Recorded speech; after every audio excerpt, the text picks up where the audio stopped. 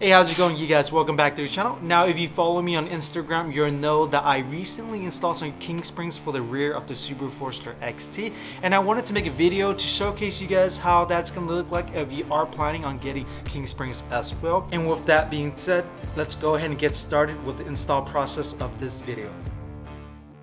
And before we begin, take a look at the screen to see what tools I used for this job.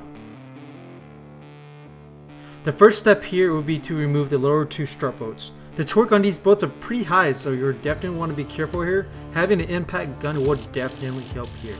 Next, let's go ahead and remove the brake line bracket.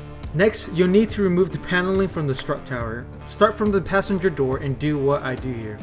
Don't forget about the small little bolt on top of the tower. Once the panels are removed, go ahead and remove the top three mounting bolts. Afterwards, the strut should just pop right out. Once it is out, let's go ahead and compress the old spring with the McPherson spring compressor. After compressing the spring, you'll need to remove the top mount nut from the strut.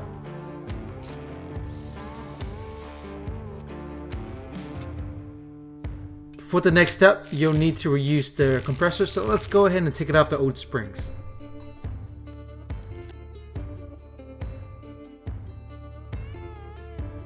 Now, compress the new springs and then realign it to the strut. This may take a while, but definitely take your time. If you do it incorrectly, your struts will not line up correctly with your mounting brackets.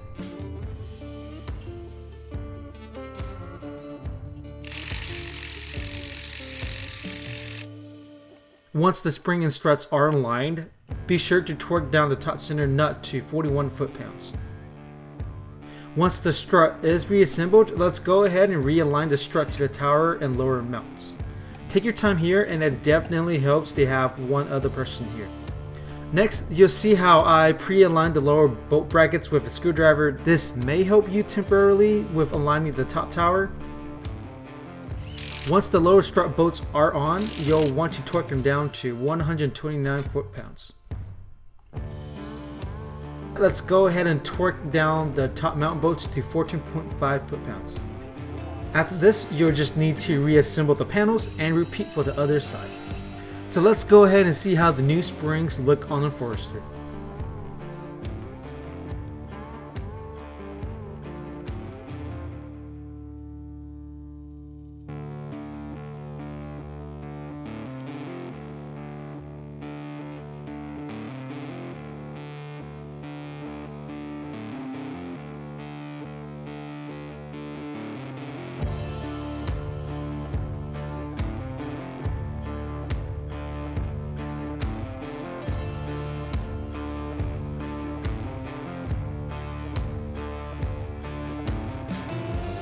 And while we're here, let's go ahead and see the difference before and after about 200 pounds.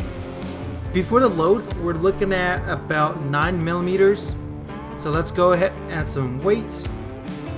After the load, now we're looking at 8.75 millimeters, which is actually pretty good considering that my Forester was actually rubbing a lot even with only 100 pounds in the rear before I switched to these King springs.